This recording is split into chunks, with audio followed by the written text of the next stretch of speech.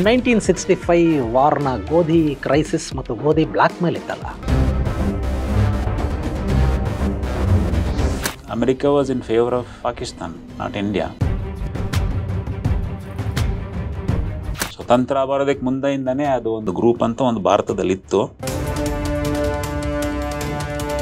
ಭಾರತದ ಬಲಿಷ್ಠಕ್ಕೆ ಬೇಕಾಗಿರೋದು ಎರಡು ಬೆನ್ನೆಲುಬುಗಳು, ಒಂದು ಸೈನಿಕರು, ಇನ್ನೊಂದು ರೈತರು. ರಷ್ಯಾಗೆ ಭಾರತದ ಮೇಲಿನ ಪ್ರೀತಿನ ಅಗತ್ಯ ಮತ್ತು ಅನಿವಾರ್ಯತೆ. ಎಸ್, ಒಂದು ಡಿಪ್ಲೊಮ್ಯಾಟಿಕ್ ರಿಲೇಜ್. ಸರ್ಕಾರದ ಕಡೆಯಿಂದ ಒಲುಬಿದ್ರೆ ನಾವು exponentially something to the power of e ಅಂತ ಹೇಳ್ತಾರೆ, ಆ ಥರ ನಾವು ಮುಂದುವರಿಬೋದು. ಫ್ರೆಂಡ್ ಹೆಸರಲ್ಲಿ ಒಬ್ಬ ಗುಲಾಮ ಬೇಕು. ಫ್ರೆಂಡ್ ಹೆಸರಲ್ಲೆಲ್ಲ ಗುಲಾಮನೇ ಬೇಕಾಗಿರೋದು. ಯುದ್ಧ ಗೆದ್ದಿರೋನು ಯುದ್ಧ ಸೋಲೋರು ನಾವು. ಟೇಬಲ್ ಅಲ್ಲಿ ಯುದ್ಧಗಳನ್ನ ಸೋತ. ಎಸ್, ನಾವು ಯುದ್ಧ ಗೆದ್ವಿ ಅಂತ ಹೇಳ್ಕೊಂಡು ತಿರ್ಗಾಡ್ತಾ ಇದಾರೆ. ಸೋತುನು ನಾಚಿಕೆ ಇಲ್ಲದೆ ಫೀಲ್ಡ್ ಮಾರ್ಷಲ್ ಅಂತ ಆಗಿದ್ರು. ಮಾಡಿದವರು ಕೂಡ ಎಲ್ಲ ಪೊಲಿಟಿಷಿಯನ್ಗಳ ಬೂಟ್ ಪಾಲಿಶ್ ಮಾಡ್ತಿದ್ದಾರೆ ತಾನೆ. ಭಾರತದಲ್ಲಿರೋಷ್ಟು ಬುದ್ಧಿ ಇಡೀ ಪ್ರಪಂಚದಲ್ಲಿಲ್ಲ. ಸ್ನೇಹಿತರೆ, ಮೀಡಿಯಾ ಮಾಸ್ಟರ್ಸ್ಗೆ ಸ್ವಾಗತ, ಸುಸ್ವಾಗತ. ಗೆಳೆಯರೆ, ಇತ್ತೀಚಿನ ಬೆಳವಣಿಗೆಗಳನ್ನು ನೀವು ಗಮನಿಸ್ತಾನೆ ಇದ್ದೀರಿ. ಕಳೆದ 25 ವರ್ಷಗಳ ಅವಧಿಯಲ್ಲಿ ಮೊಟ್ಟ ಮೊದಲ ಬಾರಿಗೆ ಭಾರತ ಮತ್ತು ಅಮೆರಿಕ ನಡುವಿನ ಸಂಬಂಧಗಳು ತುಂಬಾ ಕೆಡ್ತಾ ಬರ್ತಾ ಇವೆ. ಈ ಸಂದರ್ಭದಲ್ಲಿ ಭಾರತದ ಮೇಲೆ 50% ಟ್ಯಾರಿಫನ್ನು ಹಾಕಿರೋ ಅಮೆರಿಕ ಇನ್ನು ಮುಂದಿನ ದಿನಗಳಲ್ಲಿ ಇನ್ನೊಂದಷ್ಟು ಸ್ಯಾಂಕ್ಷನ್ಸನ್ನು ಕೂಡ ಭಾರತದ ಮೇಲೆ ಹೇರೋ ಸಾಧ್ಯತೆ ಇರುತ್ತೆ. ಈಗಾಗಲೇ ರಷ್ಯಾದ ತೈಲವನ್ನು ಖರೀದಿ ಮಾಡೋದನ್ನು ನಿಲ್ಲಿಸಿ ಅಂತ ಭಾರತದ ಮೇಲೆ ಅಮೆರಿಕ ಒತ್ತಡವನ್ನು ಹೇರ್ತಾ ಇದೆ. ಜೊತೆಗೆ ರಷ್ಯಾದ ಮೇಲೆ ಒಂದಷ್ಟು ಸ್ಯಾಂಕ್ಷನ್ಸನ್ನು ಕೂಡ ಅಮೆರಿಕ ಹೇರೋದಕ್ಕೆ ಹೋಗ್ತಾ ಇದೆ. ಆ ಸ್ಯಾಂಕ್ಷನ್ನ ಪರಿಣಾಮಗಳು ಭಾರತದ ಮೇಲೆ ಕೂಡ ಬೀಳುತ್ತವೆ. ಹೀಗಾಗಿ ಮುಂದಿನ ದಿನಗಳಲ್ಲಿ ಅಮೆರಿಕ ಭಾರತದ ಮೇಲೆ ಸ್ಯಾಂಕ್ಷನ್ಸನ್ನು ಹೇರ್ತಾ ಹೋದರೆ ಭಾರತದ ಪರಿಸ್ಥಿತಿ ಏನಾಗಬಹುದು? ಅದು ಭಾರತಕ್ಕೆ ಲಾಭ ಉಂಟು ಮಾಡುತ್ತಾ ಅಥವಾ ಭಾರತವನ್ನು ಮತ್ತಷ್ಟು ಸಂಕಷ್ಟಕ್ಕೆ ತಳ್ಳುತ್ತಾ? ಈ ಬಗ್ಗೆ ನಮ್ಮ ಜೊತೆ ಮಾತಾಡೋದಕ್ಕೆ ಬ್ರಿಗೇಡಿಯರ್ ರವಿ ಮುನಿಸ್ವಾಮಿ ಅವರು ಇದ್ದಾರೆ. ಅವ್ರನ್ನ ಕಾರ್ಯಕ್ರಮಕ್ಕೆ ಸ್ವಾಗತ ಮಾಡೋಣ. ಸರ್, ಕಾರ್ಯಕ್ರಮಕ್ಕೆ ಸ್ವಾಗತ. ನಮಸ್ಕಾರ, ಜೈ ಹಿಂದ್. ಸರ್, ನಾವು ಗಮನಿಸ್ತಾ ಇದ್ದೀವಿ, ಕಳೆದ 20-25 ವರ್ಷಗಳಲ್ಲಿ ಮೊಟ್ಟ ಮೊದಲ ಬಾರಿಗೆ ಭಾರತ ಮತ್ತು ಅಮೆರಿಕ ನಡುವಿನ ಸಂಬಂಧಗಳು ತುಂಬ ಅನ್ನುವಷ್ಟು ಕೆಳಮಟ್ಟಕ್ಕೆ ಇಳಿತಾ ಇವೆ. ರಷ್ಯಾದ ಆಯಿಲ್ ಖರೀದಿಯ ಕಾರಣಕ್ಕೆ 50% ಟ್ಯಾರಿಫನ್ನು ಹಾಕಿದೆ. ಜೊತೆಗೆ ಈಗ ಮತ್ತೆ ರಷ್ಯಾದ ಮೇಲೆ ಸ್ಯಾಂಕ್ಷನ್ಸನ್ನು ಹಾಕ್ತಾ ಇದ್ದಾರೆ. ಆ ಸ್ಯಾಂಕ್ಷನ್ಸ್ನ ಪ್ರಭಾವ ಭಾರತದ ಮೇಲೆ ಕೂಡ ಬೀಳುವಂಥ ಸಾಧ್ಯತೆ ಇರುತ್ತೆ. ಇದು ನಮಗೆ ಅವಕಾಶ ಆಗತ್ತಾ, ಅನಾನುಕೂಲ ಆಗತ್ತಾ, ಅಥವಾ ಇದರಿಂದ ಭಾರತದ ಮೇಲೆ ಏನಾದರೂ ಪರಿಣಾಮಗಳಾಗೋ ಸಾಧ್ಯತೆ ಇರುತ್ತಾ? ಈ ಸ್ಯಾಂಕ್ಷನ್ ಅನ್ನೋದು ನಮಗೆ ಹೇಗೆ ಅನುಕೂಲ ಆಗುತ್ತೆ, ಏನಾಗ್ಬೋದು? ಈಗ ನಡೀತಿರೋ ಸ್ಯಾಂಕ್ಷನ್ ಹೇಳೋದಕ್ಕಿಂತಲೂ ಚರಿತ್ರದಲ್ಲಿ ಸ್ವಲ್ಪ ನಾವು ಹಿಂದೆ ಹೋಗೋಣ ಅಂತ. 1947 ನಮಗೆ ಸ್ವತಂತ್ರ ಸಿಕ್ತು. ಏನೊಂದು ಇರಲಿಲ್ಲ, ಬರೀ ಬತ್ತಲೇ ಇದ್ದರು ಭಾರತ ಅಂತ ಹೇಳ್ಕೊಬೋದು. ಯಾಕೆಂದರೆ ಬ್ರಿಟಿಷರು ನಮ್ಮನ್ನೇ ಲೂಟಿ ಮಾಡ್ಕೊಂಡು ಹೊರಟೋದ್ರು. ಊಟಕ್ಕೆ ಸಮಸ್ಯೆ ಆಗ್ತಾಯಿತ್ತು. ಸೊ ಅಮೆರಿಕ ಜೊತೆ ಸಂಪರ್ಕ ಮಾಡ್ಕೊಂಡ್ವಿ. ಆವಾಗ PL 480 ಅಂದರೆ ಪಬ್ಲಿಕ್ ಲಾ 480, ಕೃಷಿ ಕಾರ್ಯಕ್ರಮದಲ್ಲಿ ಉಳಿಕೆ ಇರುವಂಥ ಒಂದು ಧಾನ್ಯಗಳನ್ನೇ ಪ್ರಪಂಚದಲ್ಲಿ ಬಡ ದೇಶಗಳಿಗೆ ಮತ್ತು ಮುಂದುವರಿಯೋ ದೇಶಗಳಿಗೆ ನಾವು ಕೊಡ್ತೀವಿ ಅಂತ ಅವರು ಹೇಳಿದರು. ದಟ್ ಈಸ್ ದ ಫಸ್ಟ್, ಮೊದಲನೇ ಒಂದು ಫೇವರ್ ನಮ್ಗೆ ಅಮೆರಿಕ ಅಂತ ಸಿಕ್ಕಿದ್ದು. ಗೋಧಿ ಬಂತು. ಆ ಗೋಧಿಯಲ್ಲಿ ಕಾಂಗ್ರೆಸ್ ಗಿಡಗಳು, ಬೀಜಗಳು ಬಂದಿರಬೇಕು. ಎಲ್ಲ ನೋಡಿದ್ರೆ ಭಾರತ ಎಲ್ಲ ಈಗಲೇ ಬೆಳ್ಕೊಂಡಿದೆ. ಅದನ್ನು ಕಂಟ್ರೋಲ್ ಮಾಡೋದಕ್ಕೆ ಯಾರ ಕೈಲಿ ಆಗ್ತಿಲ್ಲ, ನಿಮಗೂ ಗೊತ್ತಿರೋ ವಿಷಯನೇ ಅಲ್ಲ. ಆ PL 480 1965ನೇ ಯುದ್ಧದ ನಂತರ ಅದು ಸಸ್ಪೆಂಡ್ ಮಾಡಿದ್ರು. ಸಸ್ಪೆಂಡ್ ಮಾಡಿದಾಗಲೇ ಭಾರತಕ್ಕೆ ಅರ್ಥ ಆಯಿತು, ನಾವು ಇನ್ನೊಂದು ದೇಶದ ಮೇಲೆ ಯಾವತ್ತೂ ಭಾರವಾಗಿರಬಾರ್ದು, ಡಿಪೆಂಡೆನ್ಸಿ ಇರಬಾರ್ದು ಅಂತ ಅವ್ರಿಗೆ ಗೊತ್ತಾಯಿತು. ಗ್ರೀನ್ ರೆವಲ್ಯೂಷನ್ ಶುರುವಾಯಿತು. 1965 ವಾರ್ನ ಗೋಧಿ ಕ್ರೈಸಿಸ್ ಮತ್ತು ಗೋಧಿ ಬ್ಲ್ಯಾಕ್ ಮೇಲ್ ಇತ್ತಲ್ಲ, ಅದನ್ನ ಸ್ವಲ್ಪ ಎಲಾಬ್ರೇಟ್ ಮಾಡ್ತೀರಾ? ವಾರ್ ಬಂದು ಶುರುವಾಯ್ತಲ್ಲ, because America was in favour of Pakistan, not India. Because ಇಂಡಿಯಾಗೆ ಅವರು ಅಮೆರಿಕ ಅವ್ರ ಜೊತೆ ಇರಬೇಕು ಅಂತ ಭಾಳ ಪ್ರಯತ್ನ ಪಡ್ತಿದ್ರು. ಒಂದೇ ಒಂದು ಒಳ್ಳೆ ವಿಷಯ ಏನಂತ ಹೇಳಿದ್ರೆ, ಭಾರತದ ನಾನ್ ಅಲೈನ್ಮೆಂಟ್ ಪಾಲಿಸಿಯಿಂದ ನಾವು ಆ ಕಡೆ ಒಲವು ತೋರಿಸ್ಲಿಲ್ಲ.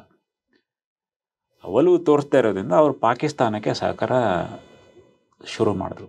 ಯಾಕೆ ನಮಗೆ ಬೇಕು ಅಂತ ಹೇಳಿದ್ರೆ, ಈಗ ಪ್ರಪಂಚದಲ್ಲಿ ಎಲ್ಲೊಂದು ಯಾವ ಒಂದು ದೇಶದಲ್ಲೂ ಏನೊಂದು ಸಮಸ್ಯೆ ಆಗುತ್ತೆ ಅಂತ ಹೇಳಿದ್ರೆ ಅದಕ್ಕೆ ಕಾರಣ ಸಿ ಎ ಅಂದರೆ ಇದು ಯು ಎಸ್ ಗೌರ್ಮೆಂಟ್ದು ಕಾರಣವಾಗಿದೆ. ಚೈನಾ ಮೇಲೆ ಮತ್ತು ಸೌತ್ ಈಸ್ಟ್ ಏಷ್ಯಾ ಆಯಿಲ್ ಕಂಟ್ರಿಗಳ ಮೇಲೆ ಅವ್ರಿಗೊಂದು ನಿಗಾ ಬೇಕಾಗಿತ್ತು. ಸೊ ಭಾರತದ್ದು ವಿಶಾಲವಾದ ದೇಶ ಚೈನಾಗೆ ಹತ್ತಿರವಾಗಿದೆ, ಈ ಕಡೆ ಪಾಕಿಸ್ತಾನ ಆ ಕಡೆ ಹತ್ತಿರವಾಗಿದೆ, ಅದಕ್ಕೆ ಬೇಕು ಅಂತ ಅವರು ಪ್ರಯತ್ನ ಪಟ್ಟರು. ಆದರೆ ಭಾರತ ಆ ಕಡೆ ಒಲವು ತೋರಿಸ್ಲಿಲ್ಲ. ಸೊ ಆದ್ದರಿಂದ ಅವ್ರಿಗೆ ನೆಕ್ಸ್ಟು ಏನು ಬೇಕಿತ್ತು ಅಂತ ಹೇಳಿದ್ರೆ ಅದೇ ಪಾಕಿಸ್ತಾನಕ್ಕೆ ಯಾವತ್ತೂ ಭಾರತದ ಮೇಲೆ ವೈರಿನೇ ಇತ್ತು. ಸ್ವತಂತ್ರ ಬರೋದಕ್ಕೆ ಮುಂದೆಯಿಂದನೇ ಅದು ಒಂದು ಗ್ರೂಪ್ ಕ್ರಿಯೇಟ್ ಆಗಿತ್ತು. ಪಾಕಿಸ್ತಾನಿ ಒಂದು ಗ್ರೂಪ್ ಅಂತ ಒಂದು ಭಾರತದಲ್ಲಿತ್ತು. ಆ ವೈರಿಗಳು ಆವಾಗಿಂದನೂ ಅದೇ ಮಾತಾಡ್ತಾ ಇದ್ರು. ಸೊ ಆ ವೈರಿಗಳು ಅವ್ರ ಜೊತೆ ಅವ್ರಿಗೆ ಭಾರತನ ಏನು ಬೇಕಾದ್ರೂ ನಾವು ಮಾಡೋದಕ್ಕೆ ಸಿದ್ಧವಾದ, ನಾವು ಏನು ಕಳ್ಕೊಂಡ್ರೂ ಸರಿ ನಾವು ಏನು ಬೇಕಾದ್ರೂ ಮಾಡೋದಕ್ಕೆ ಸಿದ್ಧವಾಗಿದ್ವಿ ಅಂತ ಒಂದು ಮಾತು ಇವ್ರ ಕಡೆಯಿಂದ, ಜುಲ್ಫಿಕರ್ ಅಲಿ ಕಡೆ ಬುಟ್ಟೋಯಿಂದ ಬಂತದು. ಸೊ ಆವಾಗ ಅದು ಅವ್ರಿಗೊಂದು ಆಪರ್ಚುನಿಟಿ ಸಿಕ್ತು, ಒಂದು ಅವಕಾಶ ಸಿಕ್ತು. ಆ ಅವಕಾಶಕ್ಕೋಸ್ಕರ ಅವರು ಅಮೆರಿಕ ಜೊತೆ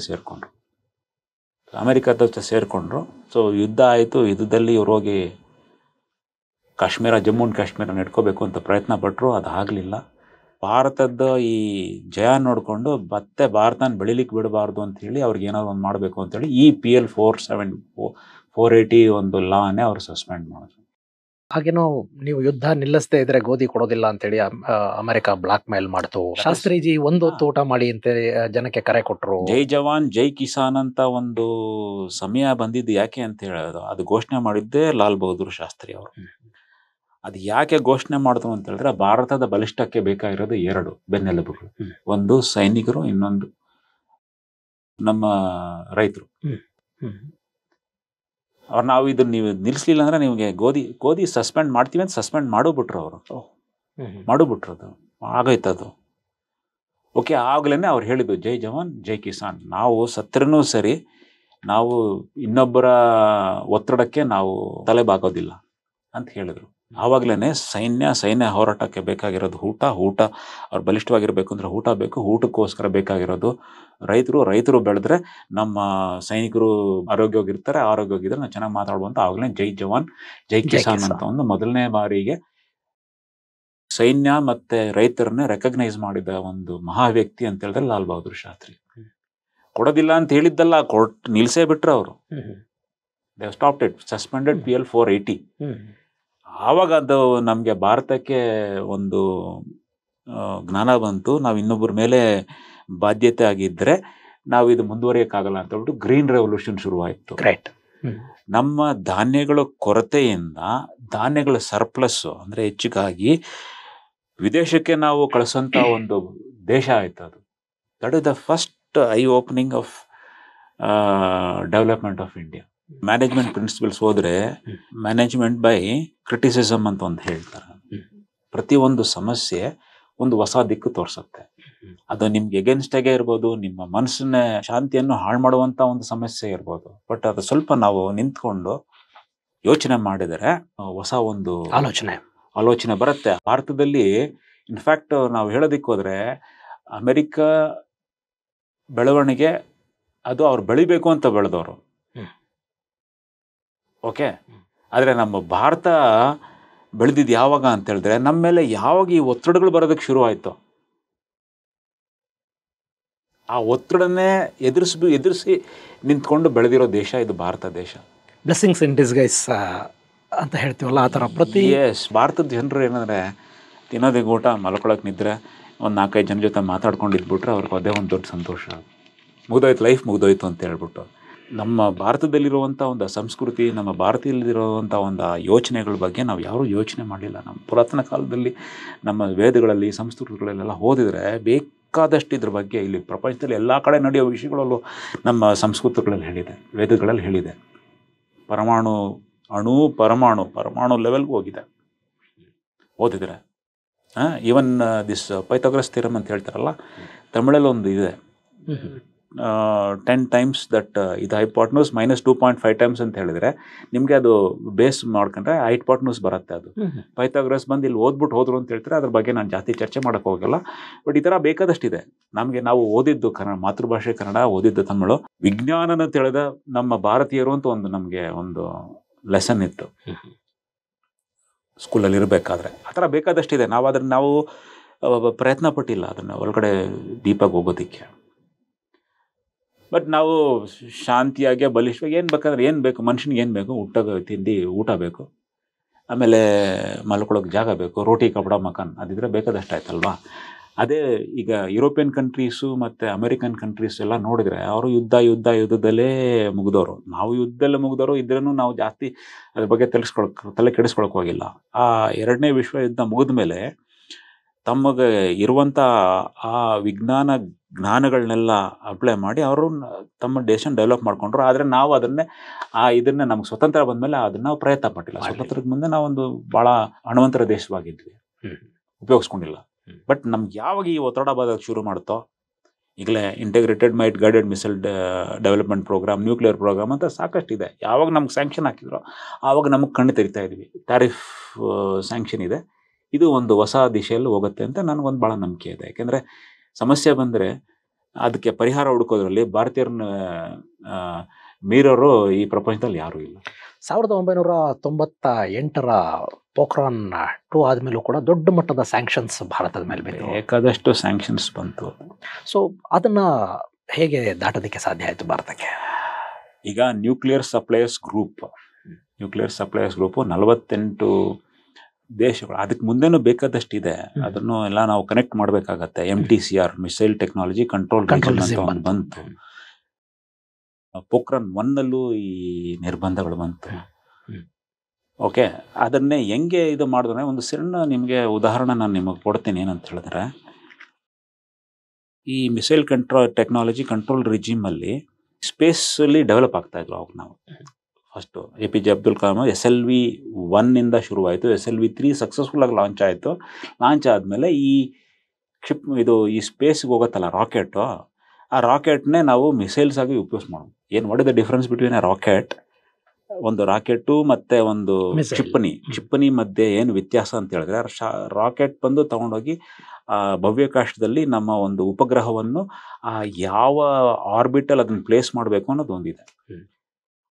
ಸೊ ಅದೇ ತಂತ್ರಜ್ಞಾನ ಇಟ್ಕೊಂಡು ನಾವು ಇದನ್ನೇ ಒಂದು ಕ್ಷಿಪಣಿ ಮೇಲೆ ಹಾಕಿದರೆ ಇದು ಯಾವ ಒಂದು ಜಾಗದ ಮೇಲೆ ಗುರಿ ತಲುಪಬೇಕು ಅದು ಗುರಿ ತಲುಪ್ಕೋಬೋದು.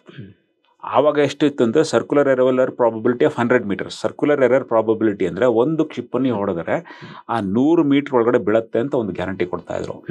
ಆ 100 meterಯಿಂದ ಈಗ 1 meter ಒಳಗಡೆ ಬೀಳುತ್ತೆ ಅಂತ ಹೇಳ್ಬಿಟ್ಟು, 1 meter ಅಂದರೆ ನಿಮ್ಮ ಮೇಲೆ ಒಂದು ಕ್ಷಿಪಣಿ ಹಾಕ್ಬೋದು. ಆ ಒಂದು ಮಟ್ಟಕ್ಕೆ ನಾವು ಭಾರತ ಬೆಳೆದಿದ್ದೀವಿ. ಆವಾಗ ಏನಾಯಿತು ಅಂತ ಹೇಳಿದ್ರೆ, 300 kilometer ಮೇಲೆ ಹೋಗುವಂಥ ಒಂದು ಈ ಥರ ರಾಕೆಟ್ಟು ಕ್ಷಿಪಣಿ 500 kg ವಾರ್ ಹೆಡ್ ಮೇಲೆ ಮಾಡುವಂಥ ಏನೊಂದನ್ನು ಇವರಿಗೆ ತಡಿಬೇಕು ಅಂತ ಒಂದು ಇದು ಮಾಡಿದ್ರು. ಏನು ಮಾಡಿದ್ರು ಇವರು, ನಮ್ಮ ಭಾರತೀಯರು ಅದನ್ನೇ ಹೇಳಿದ್ನಲ್ಲ, ಏನಾದ್ರು ಒಂದು ಸಮಸ್ಯೆ ಬಂದರೆ ಅದು ಪರಿಹಾರ ಹುಡ್ಕೋದ್ರಲ್ಲಿ ನಮ್ಮ ಬಾಸಿರಿ ಚಾಂಪಿಯನ್ಸ್ ಅಂತ ಹೇಳಿದ್ರಲ್ಲ, ಅವ್ರು ಏನು ಮಾಡಿದ್ರು, 290 kilometer ಫಸ್ಟ್ ಅವರು ಪ್ಲ್ಯಾನ್ ಮಾಡಿದ್ರು. 290 kilometer ಒಳಗಡೆ 300 kg ವಾರ್ ಹೆಡ್. ಸರ್, ಇಲ್ಲಿ MTCR ಬಂದಾಗ ನಾವು 300 kilometerಗಿಂತಲೂ ಹೆಚ್ಚು ದೂರ ಹೋಗುವಂಥ ಮಿಸೈಲನ್ನು ನಾವು ತಯಾರು ಮಾಡ್ಕೋಬಾರ್ದು ಅಂತನಾ, ಅಥವಾ ಬೇರೆಯವರು ನಮಗೆ ಕೊಡಬಾರ್ದು ಅಂತ? ಅವರಲ್ಲಿ ಏನಾಗತ್ತೆ ಅಂತ ಹೇಳಿದ್ರೆ, ಕಂಪ್ಲೀಟ್ ಬ್ಯಾನ್ ಮಾಡಿದರೆ ನಮ್ಗೆ ಸಮಸ್ಯೆ ಆಗ್ತಾ ಇತ್ತು. ಅವ್ರು ಭಾಳ ಡೀಪಾಗಿ ಅವ್ರು ಯೋಚನೆ ಮಾಡಲಿಲ್ಲ. ಇವರ ಭಾರತೀಯರು ಇವ್ರು ಏನು ಮಾಡಲ್ಲ ಅಂತ ಭಾಳ ತಿರಸ್ಕಾರ ಆಗ್ತಾ ಇತ್ತು. ಏನಾರ ಭಾರತದಲ್ಲಿ ಹಾವಾಡ್ಸೋರ್ಗೆ ಏನು ಗೊತ್ತಾಗತ್ತೆ, ಆನೆ ಮೇಲೆ ಹೋಗೋರು ಏನು ಗೊತ್ತಾಗತ್ತೆ, ಇವ್ರೇನು ಮಾಡ್ತಾ ಇಲ್ಲ ಅಂತ ಹೇಳ್ಬಿಟ್ಟು ಅವ್ರಿಗೆ ಇದಾಗ್ತಾ ಇತ್ತು. ಆವಾಗ ಅದಕ್ಕೆ ಏನಾಯ್ತು ಅಂದರೆ 290 kilometer 300 kg ಅಂತ ಬಂತು. ಆದರೆ ಪೃಥ್ವಿ ಫಸ್ಟ್ ಲಾಂಚ್ ಮಾಡಿದ್ದೆಷ್ಟು ಅಂತ ಹೇಳಿದ್ರೆ ವಿತ್ 150 kilometers ರೇಂಜ್. ಸೊ ನಮ್ಗೆ ಯಾವಾಗ ಈ ತಡೆ ಟ್ಯಾರಿಫ್ ಅಂತ ಇಲ್ಲ ಸ್ಯಾಂಕ್ಷನ್ಸ್ ಅಂತ ಬರುತ್ತೋ ಆ ಸಮಯಗಳಲ್ಲಂತೂ ನಾವಂತೂ we excelled in that time.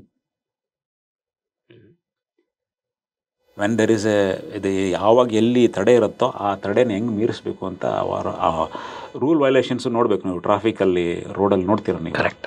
ಪೊಲೀಸವ್ರು ಇದ್ರೇ ಒಂಥರ ಬಿಹೇವ್ ಮಾಡ್ತಾರೆ, ಪೊಲೀಸ್ನವ್ರು ಇಲ್ಲ ಅಂತ ಹೇಳಿದ್ರೆ ಒಂಥರ ಬಿಹೇವ್ ಮಾಡ್ತಾರೆ ನಮ್ಮವರು.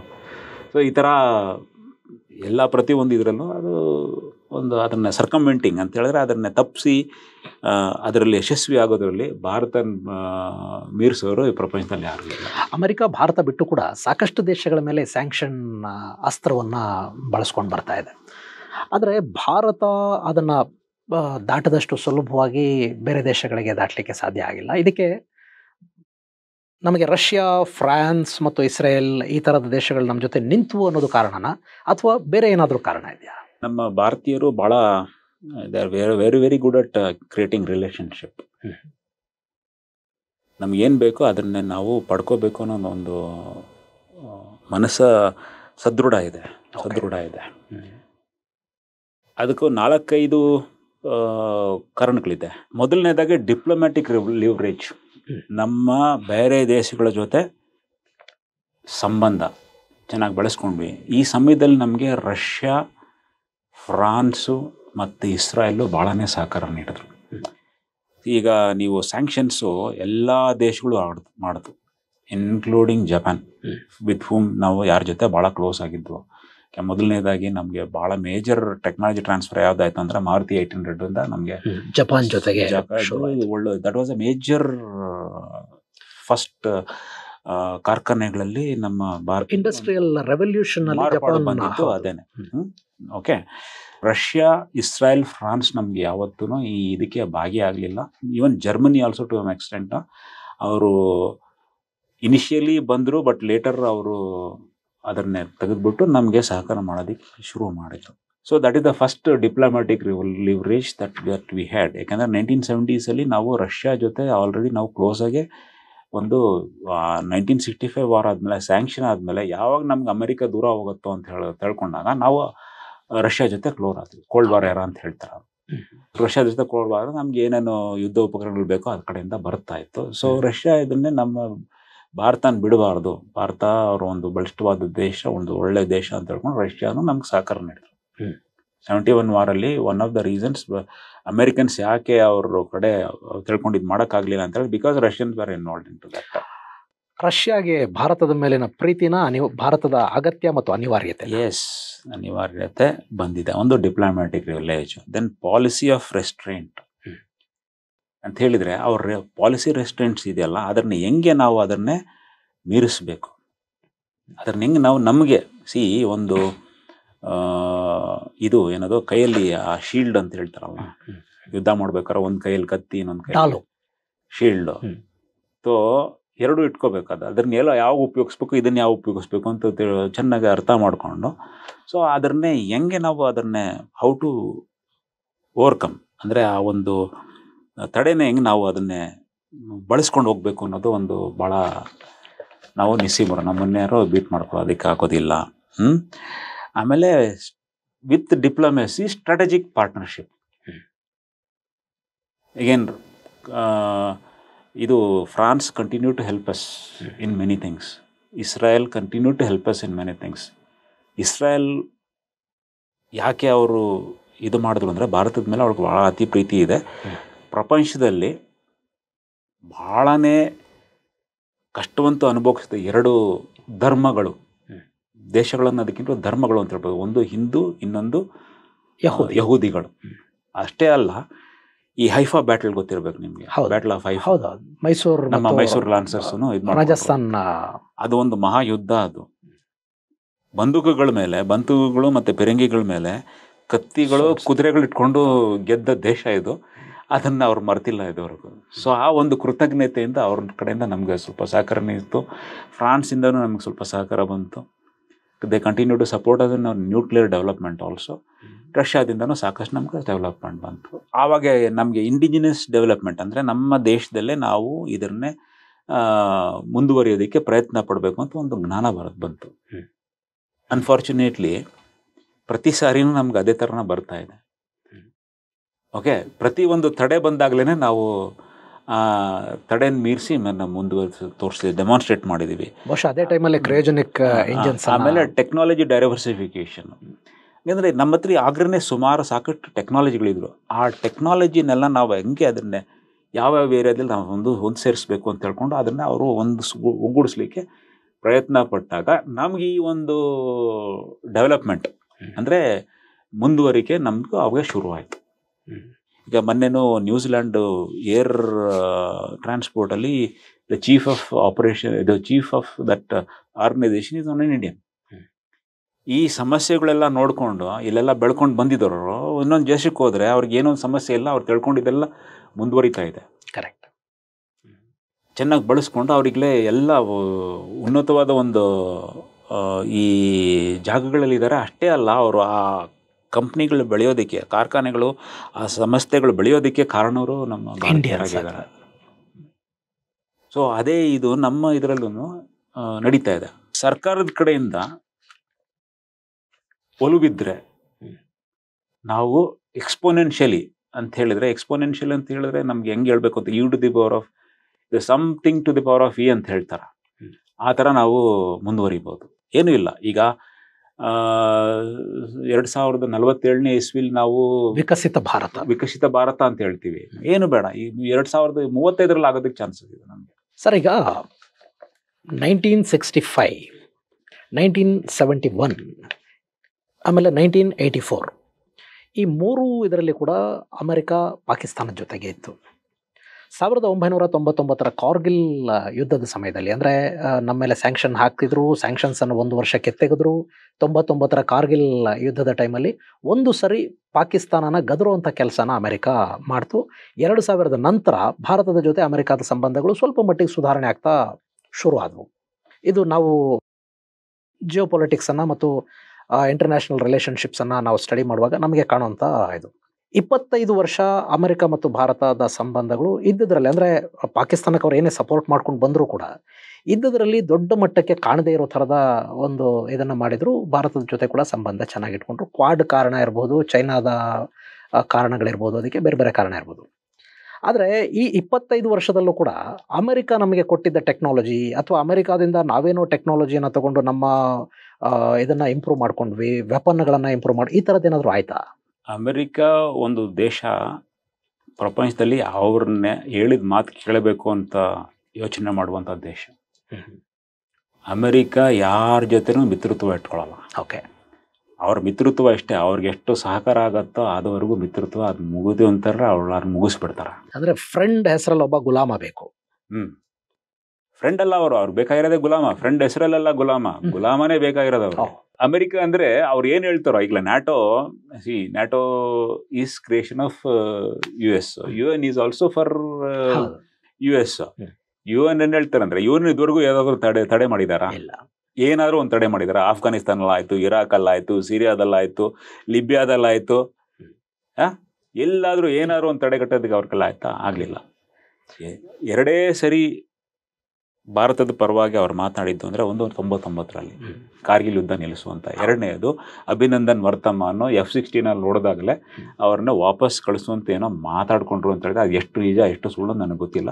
ಅಮೆರಿಕ ಇನ್ವಾಲ್ವ್ ಆಗಿತ್ತು, ಇಲ್ಲಾಂದ್ರೆ ಇದು ಮಾಡ್ತಾರೆ. ಈವನ್ ದ ಕ್ಲೋಸೆಸ್ಟ್ ಅಲೈ ಇಸ್ರಾಯೇಲ್ ಜೊತೆನೂ ಅವರು ಕೈ ಕೊಡ್ತಾ ಇದ್ರು. ಅಭಿನಂದನ್ ವರ್ಧಮಾನ್ ಟೈಮಲ್ಲಿ ಪಾಕಿಸ್ತಾನದ ಆರ್ಮಿ ಚೀಫ್ ನಡಗ್ತಾ ಇದ್ದ, ಅವನಿಗೆ ತೊಡೆ ನಡಗ್ತಾ ಇತ್ತು. ಹಾಗಾಗಿ ಅವನು ಓಡೋಗ್ಬಿಟ್ಟು ವರ್ಧಮಾನ್ನ ಬಿಡದೇ ಇದ್ರೆ ಭಾರತ ಅಟ್ಯಾಕ್ ಮಾಡುತ್ತೆ ಅಂತೇಳಿ ಕ್ಯಾಬಿನೆಟ್ಗೆ ಹೇಳ್ದ. ಹಾಗಾಗಿ ವರ್ಧಮಾನ್ನ ಸಿದ್ಧವಾಗಿದ್ರು ಭಾರತ. ಹೌದು, ಪಾಕಿಸ್ತಾನಕ್ಕೆ ಸ್ಪಷ್ಟವಾಗಿ ಗೊತ್ತಾಯ್ತು ಬಿಡತ್ತೆ ಇದು ಅಂತ ಹೇಳ್ಬಿಟ್ಟು. ಯಾಕೆಂದ್ರೆ ಆಲ್ರೆಡಿ ನಮಗೆ ಎರಡು ಇನ್ಸಿಡೆಂಟ್ ಆಗೋಯ್ತು. ಒಂದು ಸರ್ಜಿಕಲ್ ಸ್ಟ್ರೈಕು, ಎರಡನೇದು ಇದೇ ಬಾಲಾಕೋಟ್ ಸ್ಟ್ರೈಕು.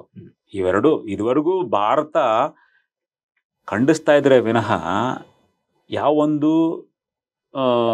ನಡವಳಿಯಲ್ಲಿ ಅವರು ಜಾರಿಗೆ ತಗೊಂಡ್ಬಂದಿರೋದು ಹೊಡೆಯುವಂಥದ್ದು. ಯಾಕೆಂದ್ರೆ ಇಸ್ರಾಯೇಲ್ ಜೊತೆ ಏನಾಗತ್ತೆ, ಇಮಿಡಿಯೇಟಾಗಿ ಹೊಡಿತಾರೆ. ಅವರು ಇಮಿಡಿಯೇಟಾಗಿ ಹೊಡಿತಾರೆ without any second thoughts.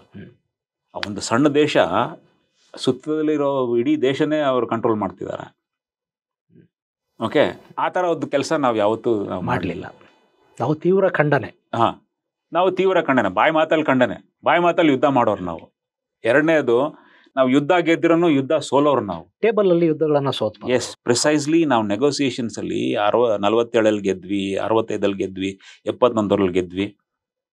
But when it came to the negotiation table, Pakistan ನಮ್ಮನ್ನ ಬಹಳನೇ ಮೂರ್ಖತ್ವ ತೋರಿಸ್ಬಿಟ್ರು.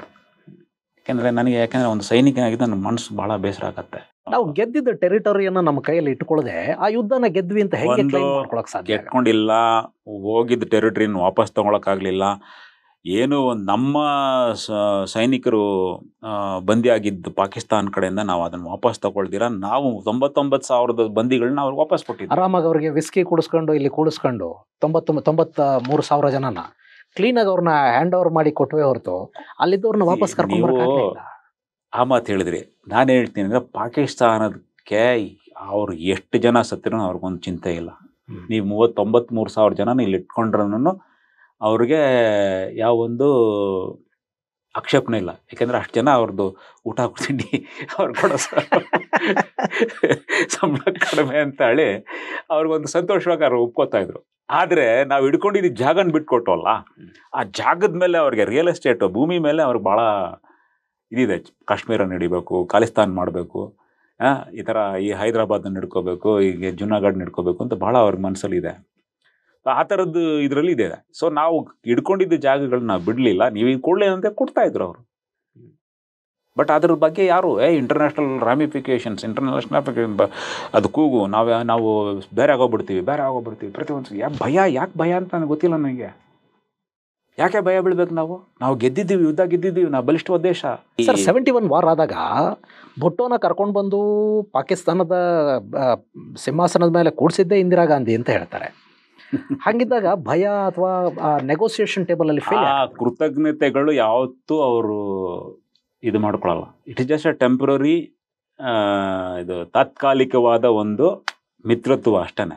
ಅದು ಮುಗೀತಾ ಅಂತ ಕುಳಿಸ್ತೆ, ನೀನು ನನ್ನ ಕುಳಿಸ್ತೆ, ಆಯ್ತು ನಿನ್ನ ಕೆಲಸ ಆಯ್ತು, ನೀನು ಹೋಗು. ಅರೆ ಇಲ್ಲಿ ಬಂದು ಮಾತಾಡ್ಬಿಟ್ಟು ಅಲ್ಲಿ ಪಾಕಿಸ್ತಾನಲ್ಲಿ ಹೋಗಿ ಅಲ್ಲಿ ಲ್ಯಾಂಡ್ ಆಗಿದ್ದ ಕೂಡಲೇ ಅವ್ರು ಹೇಳಿದ್ದೇ ಮಾತು ಬೇರೆ, ಇಲ್ಲಿ ಮಾತಾಡಿದ ಮಾತೇ ಮಾರ. ನಾವು ಯುದ್ಧ ಗೆದ್ವಿ ಅಂತ ಹೇಳ್ಕೊಂಡು ತಿರ್ಗಾಡ್ತಾ ಇದ್ದಾರೆ. ಅಲ್ಲಿ ಬಾಂಗ್ಲಾದೇಶ ಬಿಟ್ಟೋಯ್ತು ಅಂತ ಅದನ್ನ ಒಂದು ಮಾತನಾಡಲೇ ಇಲ್ಲ. ನಾವು ಟೇಬಲಲ್ಲಿ ಗೆದ್ವಿ, ನಮಗೆ 93,000 ಜನ ವಾಪಸ್ ಬಂತು, ನಮ್ಮ ಟೆರಿಟರಿ ಸಿಕ್ತು. ಸೊ ಯುದ್ಧ ಗೆದ್ದಿದ್ದು ಯಾರು?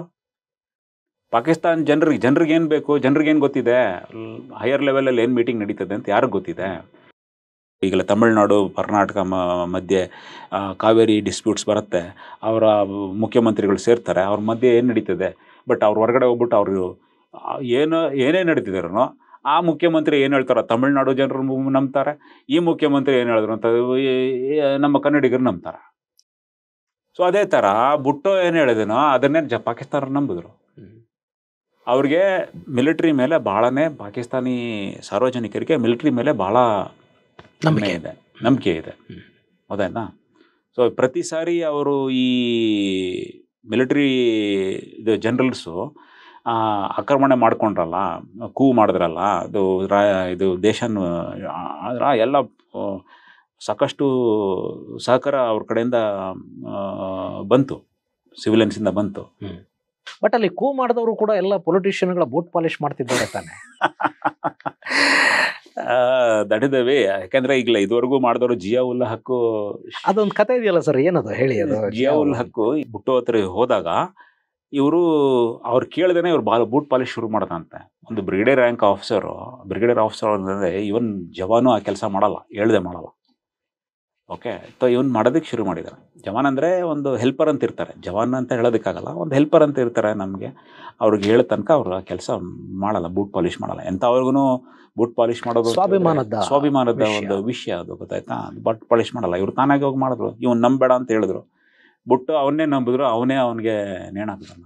ಅದೇ ಥರನೇ ಈಗಲೇ ಯಾರು ಚಾಯ್ಸಿಂದ ಅವ್ರು ತಗೊಂಡ್ರು ಅವರೇ ಅವ್ರಿಗೆ ಎದುರಿ ಆಗೋದ್ರು. ನವಾಜ್ ಶರೀಫು ಮುಷರಫ್ರನ್ನ ತಗೊಂಡ್ರು, ಅವನು ಹೋಯ್ತು. ಈಗ ಶಬಾಜ್ ಶರೀಫು ಇವ್ರನ್ನ ಕರ್ಕೊಂಬಂದ್ರು, ಯಾರದು ಅಸೀಮುನ್ ಕರ್ಕೊಂಬಂದ್ರು. ಈಗ ಏನು ಗತಿ ಆಗ್ತಿದೆ ಏನಂತ ನಿಮ್ಗೆ ಗೊತ್ತಿರೋ ವಿಷಯನೇ. ಸೋತುನು ನಾಚಿಕೆ ಇಲ್ಲದೆ ಫೀಲ್ಡ್ ಮಾರ್ಷಲ್ ಅಂತ ಆಗಿದ್ರು. ಎಲ್ರೂ ಪ್ರಪಂಚನೇ ಅವ್ರಿಗೆ ಫೀಲ್ಡ್ ಫ್ರಾಡ್ ಮಾರ್ಷಲ್ ಅಂತ ಹೇಳ್ತಾರೆ. ಇನ್ನೊಂದು ಹೊಸ ಇದು ಶುರು ಆಗಿದೆ ಈಗ. ಆಪರೇಷನ್ ಸಿಂಧೂರ್ ಆದ್ಮೇಲೆ ಅಮೆರಿಕಾದ ಅಧ್ಯಕ್ಷ ಶೂ ಪಾಲಿಶ್ ಮಾಡ್ಕೊಳ್ಳೋದಕ್ಕೆ ಬ್ರಷ್ ಯೂಸ್ ಮಾಡ್ತಾ ಇಲ್ಲ ಅಂತ.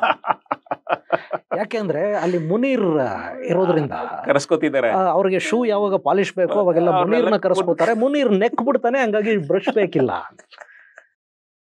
ಓಕೆ, ಸೊ ನಾವು coming back to this point, indigenous technology diversification. ನಮ್ಮ ಹತ್ರ ಇರೋ ಟೆಕ್ನಾಲಜಿಗಳನ್ನ ಉಪಯೋಗಿಸ್ಕೊಂಡು ಅದೇ ಟೆಕ್ನಾಲಜಿ ನಾವು ಇದಕ್ಕೆ ಹೆಂಗೆ ಪ್ರಯೋಗ ಮಾಡಬೇಕು, ನಮ್ಮ ವೆಪನ್ಸ್ನ ಡೆವಲಪ್ ಮಾಡಲಿಕ್ಕೆ ಹೆಂಗೆ ಪ್ರಯೋಗ ಮಾಡ್ಕೋಬೇಕು ಅಂತ ಅದನ್ನೆಲ್ಲ ಉಪಯೋಗಿಸ್ಕೊಂಡ್ರು.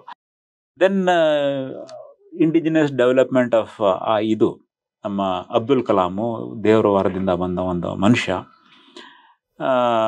IGDMP integrated guided missile development programme ಅಂತ ಒಂದು ಶುರು ಮಾಡಿದರು. ಅದಲ್ಲಿ ನಾಗ್ ಅಂದರೆ ಆಂಟಿ ಟ್ಯಾಂಕ್ ಮಿಸೈಲ್, ಟ್ಯಾಂಕನ್ನು ಹೊಡೆಯುವಂಥ ಮಿಸೈಲ್. ತ್ರಿಶೂಲ್, ಪೃಥ್ವಿ, ಅಗ್ನಿ, ಆಕಾಶ್ ಅಂಡ್ ತ್ರಿಶೂಲ್ ಬಂದು anti aircraft surface to air missile. Prithvi and Agni is a strategic missiles. Agni is a strategic missile, Prithvi is a short range ballistic missiles. ಅದು ಶುರು ಮಾಡಬೇಕು ಒಂದು ಪ್ಲಾನ್ ಅವ್ರಿಗೆ ಹಾಕಿದ್ರು. ಸರ್ ಒಂದು ಫೇಸ್ ಬೈ ಫೇಸ್ ಮಾಡ್ತಿದ್ರು. ಈ ಒಂದು ಕಮಿಟಿ IGDB ಕಮಿಟಿ ಬಂದು ಚೇರ್ಮನ್ ಬಂದು ಇಂದಿರಾ ಗಾಂಧಿ, ಇವ್ರು ಬಂದು ಆವಾಗಲೇ ಡಿಫೆನ್ಸ್ ಮಿನಿಸ್ಟರ್ ವೆಂಕಟರಾಮನ್ ಮಡ್ರಾಸ್ನವರು, ದೆನ್ APJ ಅಬ್ದುಲ್ ಕಲಾಂ ಇದ್ರು. ಇವ್ರು ಹೇಳ್ತಾರು ಫೇಸ್ ಬೈ ಫೇಸ್ ನಾವು ಮಾಡ್ತೀವಿ, ಒಂದೊಂದಾಗಿ ನಾವು ಮಾಡ್ತೀವಿ, ಒಂದು ಶುರು ಆದಮೇಲೆ ಇನ್ನೊಂದು ಮಾಡ್ತೀವಿ ಅಂತ ಹೇಳಿದ್ರು. ಅದಕ್ಕೆ ವೆಂಕಟರಾಮನ್ ಹೇಳಿದ್ರು ಎಲ್ಲ ಒಂದೇ ಸರಿ ಯಾಕೆ ನೀವು ಮಾಡಬಾರ್ದು ಅಂತ ಹೇಳಿದಾಗಲೇ ಅದರ ಪರಿಣಾಮ ನೀವು ಈ ಆಪರೇಷನ್ ಸಿಂಧೂರಲ್ಲಿ ನೋಡಿದ್ರಿ. ಆಕಾಶ್ ತೀರ್ ಆಕಾಶ್ ಒಂದೆಲ್ಲ ಬೇಕಾದಷ್ಟಿದೆ. But one of the prominent ಇದು ಕ್ಷಿಪಣಿಗಳಲ್ಲಿ ಆಕಾಶ್ ಅನ್ನೋದು ಒಂದು ಕ್ಷಿಪಣಿ ಇತ್ತು. ಸೊ ಬೇಕಾದಷ್ಟಿದೆ ಅದಲ್ಲಿ. ಸ್ಕೂಲಲ್ಲಿ ಮಗ್ಗಿ ಹೇಳಿದ್ರೆ ಬರದೇ ಇದ್ರೆ ಮೇಷ್ಟ್ರು ಒಂದು ದೊಡ್ಡ ಒದೆ ಕೊಡ್ತಾ ಇದ್ರು ನಮಗೆ ಇಟ್ಕೊಂಡು. ಸೊ ಇದಕ್ಕೆ ಬೈಕೋಸ್ಕರ ನಾವು ನೆಕ್ಸ್ಟ್ ಡೇ ಕಲ್ತ್ಕೊಂಡು ಹೋಗಿ ಹೇಳ್ತಾ ಇದ್ವಿ.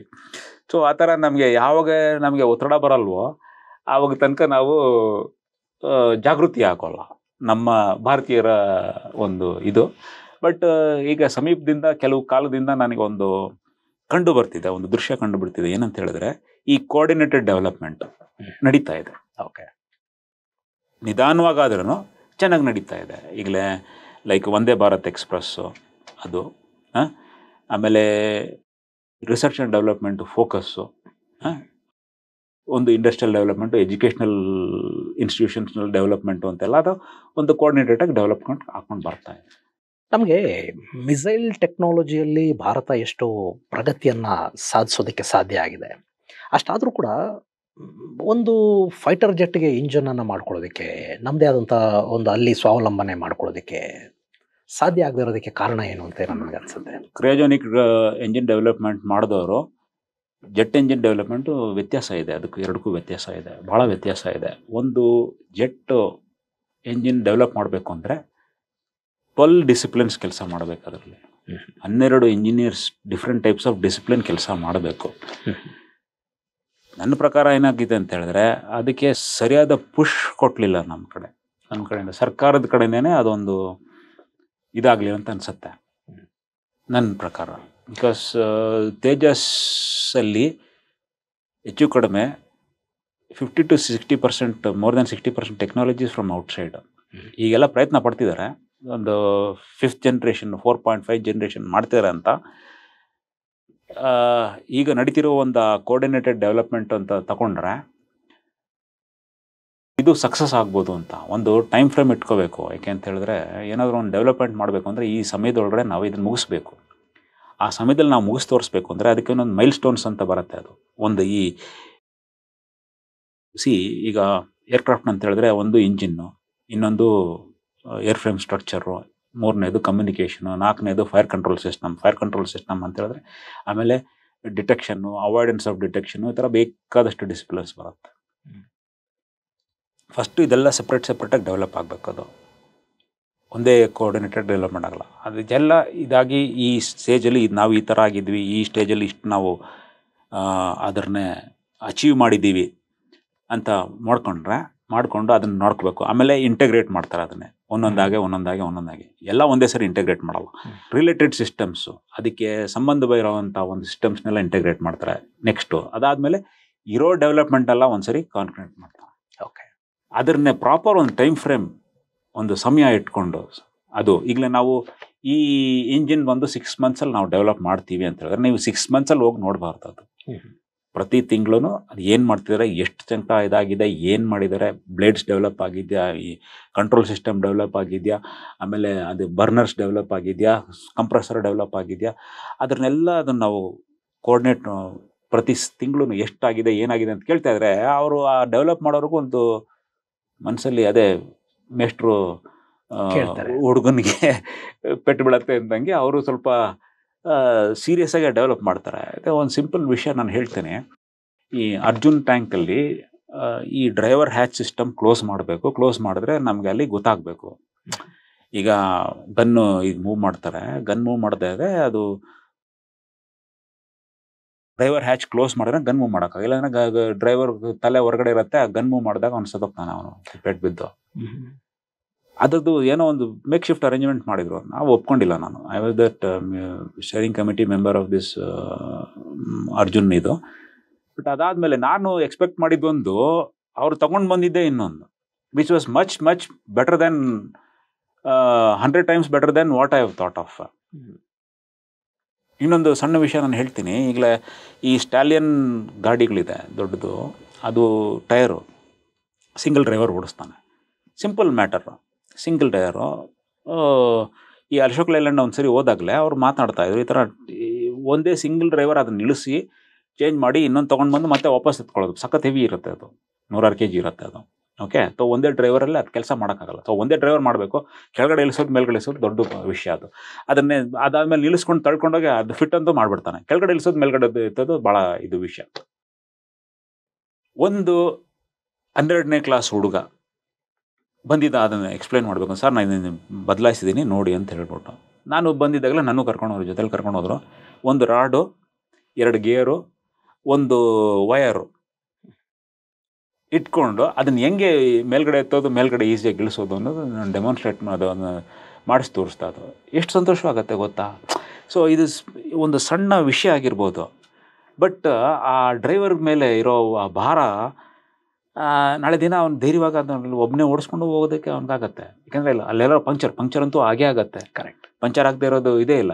ಈಗ ಮಿಲಿಟ್ರಿ ಇದು ಗಾಡಿಗಳು ಓಡಾಡ್ತದೆ ಅಂತ ಹೇಳಿದ್ರೆ ಕಾಡು ಟೆರೈನ್ ಇರುತ್ತೆ, ಅದು ಯಾವಾಗೂ ನಾವು ರೋಡಲ್ಲಿ ಓಡಲ್ಲ. ಆ ಸಮಯದಲ್ಲಿ ಅವನಿಗೊಂದು ನಂಬಿಕೆ ಜಾಸ್ತಿ ಆಗುತ್ತೆ ಅವನಿಗೆ. So it was A very small company. ಈ ಥರ ಬೇಕಾದಷ್ಟಿದೆ. ನಾವು ಅದನ್ನೇ ಗುರ್ತಿಸಿ ನಾವು ಅದನ್ನೆಲ್ಲ ಒಂದು ಇದಕ್ಕೆ ತೊಗೊಂಬಂದರೆ, ಒಂದು ಸಮತಳಕ್ಕೆ ಒಂದು ಟೇಬಲ್ ಮೇಲೆ ತೊಗೊಂಡು ಬಂದರೆ ನಮ್ಮದು, ನಾನು ಹೇಳ್ದಂಗೆ ಇನ್ನೊಂದು 10 ವರ್ಷದಲ್ಲಿ ನಾವು ಒಂದು ಸೂಪರ್ ಪವರ್ ಆಗ್ಬೋದು. ಈಗ ಆಲ್ರೆಡಿ ನಮಗೆ ಸಾಕಷ್ಟು ಚೇಂಜಸ್ ಬಂದಿದೆ. ಅದನ್ನೇನು ಮಾಡಬೇಕು ಅಂದರೆ ಆ ಕಡೆಯಿಂದ ಕಿತ್ತು ಈ ಕಡೆ ಹಾಕೋದು, ಈ ಕಡೆಯಿಂದ ಹಾಕೋದು ಸ್ವಲ್ಪ ಇಂಟಿಗ್ರೇಟ್ ಮಾಡಿಕೊಂಡ್ರೆ ನಮಗೆ ಅದನ್ನೆಲ್ಲ ಕೂಡಿಸ್ತಿರೇ ನಮಗೆ ಒಂದು ಹೊಸ ವೆಪನ್ ಸಿಸ್ಟಮ್ ಆಗುತ್ತೆ. ಜೊರಾವರ್ ಡೆವಲಪ್ ಮಾಡ್ತೀನಿ ಅಂತ ಹೇಳ್ತಿದ್ದಾರೆ. ಬ್ರಹ್ಮೋಸ್ 1800 ಕಿಲೋಮೀಟರ್ ತನಕ ಹೋಗೋದಕ್ಕೆ ಪ್ರಯತ್ನ ಪಡ್ತಿದ್ದಾರೆ. ಬರಾಕ್ ಇದೆ, short range, long range, medium range, SAMs, ಬೇಕಾದಷ್ಟಿದೆ. ಲಕ್ಷ್ಯ ಇಟ್ಕೊಂಡು ಒಂದು ಫಾಲ್ಸ್ ಸಿಗ್ನೇಚರ್ ಕೊಟ್ಟು ಆ ಥರ ಕೆಲಸ ಮಾಡಬೇಕಾದ್ರೆ ಏನು ಬೇಕಾದ್ರೂ ನಾವು ಮಾಡ್ಬೋದು. ಬುದ್ಧಿ ಇದೆ, ಬುದ್ಧಿಗಂತೂ ಇನ್ನು ಕೊರತೆನೇ ಇಲ್ಲ. ಭಾರತದಲ್ಲಿರೋಷ್ಟು ಬುದ್ಧಿ ಇಡೀ ಪ್ರಪಂಚ ಒಂದು ಕಡೆ, ಭಾರತ ಒಂದು ಕಡೆ ಅಂದರೆ ಭಾರತದಲ್ಲಿ ಅಷ್ಟಿರೋ ಬುದ್ಧಿ ಇಡೀ ಪ್ರಪಂಚದಲ್ಲಿಲ್ಲ. ನಾನು ಹೇಳಬಲ್ಲೆ. ಅದು ಒಂದೇ ಸಮಸ್ಯೆ ಅಂತ ಹೇಳಿದ್ರೆ, ನಾವು ರಷ್ಯಲ್ಲಿ ಸ್ವಲ್ಪ ದಿನ ಇದ್ವಿ. ಅಲ್ಲಿ ಯಾರು ಬೇಕಾದ್ರೂ ಮಾತಾಡೋದಕ್ಕೆ ಅಧಿಕಾರ ಇಲ್ಲ ಇಲ್ಲಿ. ಅದೇ ನಮ್ಮ ಭಾರತದಲ್ಲಿ ಬಂದು ಕೇಳಿ, ಅವನೇ ಇದನ್ನು ಡಿಸೈನ್ ಮಾಡ್ದಂಗೆ ಮಾತಾಡ್ತಾನೆ ಅವನು, ಗೊತ್ತಾಯ್ತಾ. ಸೊ ಅದೆಲ್ಲ ಹೋಗಬೇಕು. ನಮ್ಮ ಮಿತಿ ಏನು ಅಂತ ನಮ್ಗೆ ತಿಳ್ಕೋಬೇಕು. ನಮ್ದೇನು ಕೆಲಸ ಅಂತ ನಾವು ಮಾಡಿದರೆ ಮುಂದುವರಿಯೋದೇನೋ ದೊಡ್ಡ ವಿಷಯ ಅಲ್ಲ. ಇವಾಗ ನಿಮ್ಮ ಮಕ್ಕಳು ನೀವು ಹೆಂಗೆ ಡೆವಲಪ್ ಮಾಡ್ತಿದ್ದೀರಾ, ದಿನಾಗಲೂ ಬೆಳಗ್ಗೆ ಸಾಯಂಕಾಲ ಒಂದು ಮಾತಾಡ್ತೀರಾ, ಅಲ್ಲಿ ಕರ್ಕೊಂಡು ಹೋಗ್ತೀರಾ, ಇಲ್ಲಿ ಕರ್ಕೊಂಡು ಹೋಗ್ತೀರಾ, ನಿಮ್ಮ ಫ್ರೆಂಡ್ಸ್ನ ನೋಡಿಸ್ತೀರಾ, ಎಲ್ಲರೂ ಒಂದು ಒಳ್ಳೆ ಕಾರ್ಯಕ್ರಮ ಆಯಿತು ಅಂದರೆ ಅಲ್ಲಿನೂ ಕರ್ಕೊಂಡು ಹೋಗಿ ತೋರಿಸ್ತೀರಾ. ಯಾಕೆ ಅಂತಂದರೆ ಮಕ್ಕಳಿಗೆ ಸ್ವಲ್ಪ ಎಕ್ಸ್ಪೋಜರ್ ಆಗುತ್ತೆ, ಭಯ ಕಡಿಮೆ ಆಗುತ್ತೆ, ಮುಂದುವರಿಬೇಕು, ಈ ಥರ ನಾನು ಈ ಥರ ಆಗಬೇಕು ಅಂತ ಒಂದು ಮನಸ್ಸು ಬರುತ್ತೆ. So the same thing works everywhere. ಪ್ರತಿಯೊಂದು ನಮ್ಮ ಕುಟುಂಬ ಇದು. Bharat is my mother.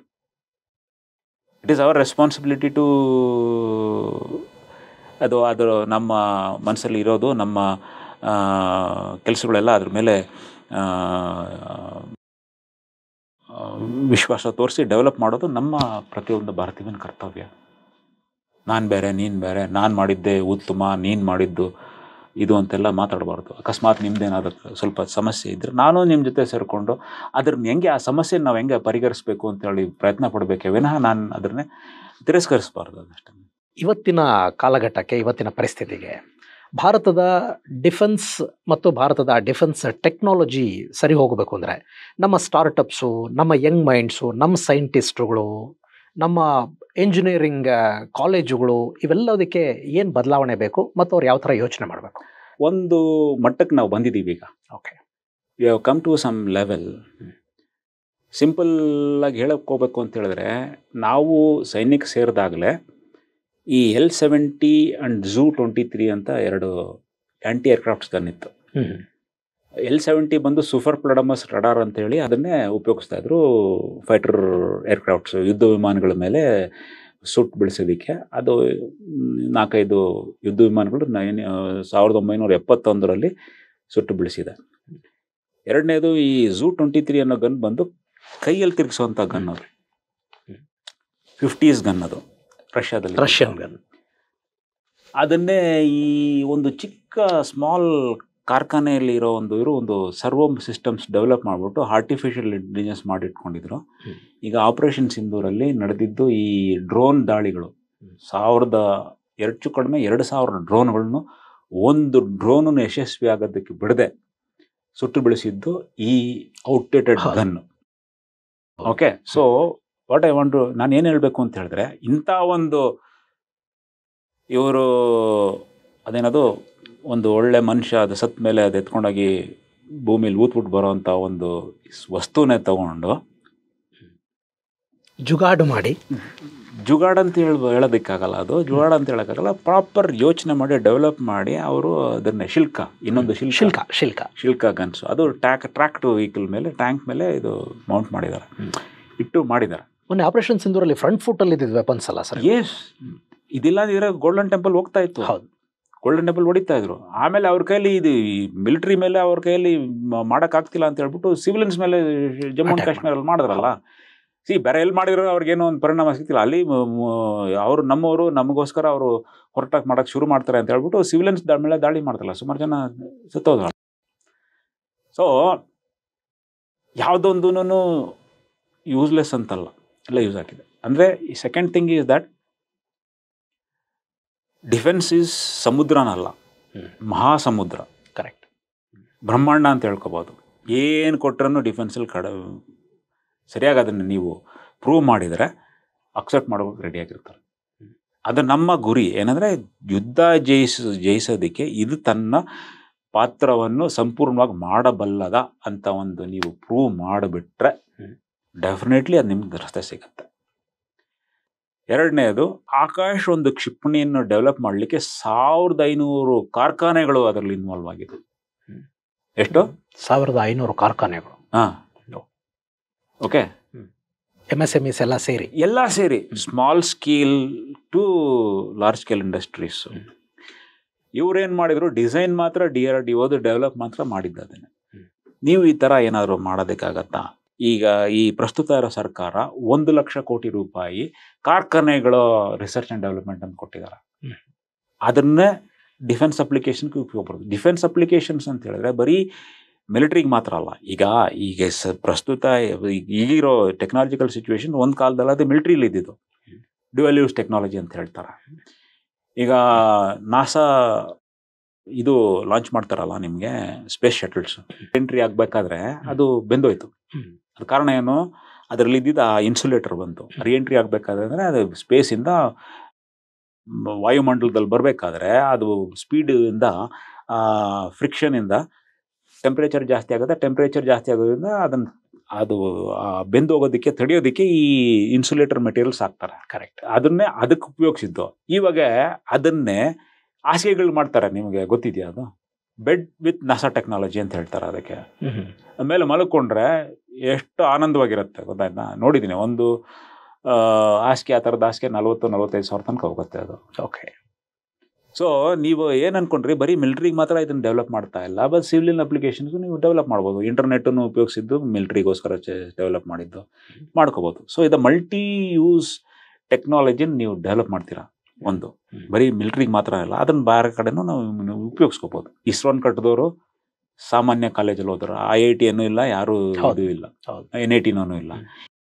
DRDO ಕಟ್ಟಿದವರು ಈ ಕ್ಷಿಪಣಿಗಳೆಲ್ಲ ನೀವು ಕೇಳ್ತಿದೀವಲ್ಲ, ಅಗ್ನಿ, ಆಕಾಶ, ಪೃಥ್ವಿ, ಅದೆಲ್ಲ ನಾ ಸಾಮಾನ್ಯ ಒಂದು ಇಂಜಿನಿಯರಿಂಗ್ ಕಾಲೇಜಿಂದ ಓದೋರು. ಸೊ ಯಾವತ್ತೂ ನನ್ನ ಕೈಯಲ್ಲಿ ನಾನು ಮಾಡ್ತೀನಿ ಅಂತ ಏನಾದರೂ ಒಂದು ಡೆವಲಪ್ ಮಾಡೋಣ ನನಗೊಂದು ನಂಬಿಕೆ ಇದೆ ಅಂತ ಫಸ್ಟು ನಂಬಿಕೆ ಬರಬೇಕು.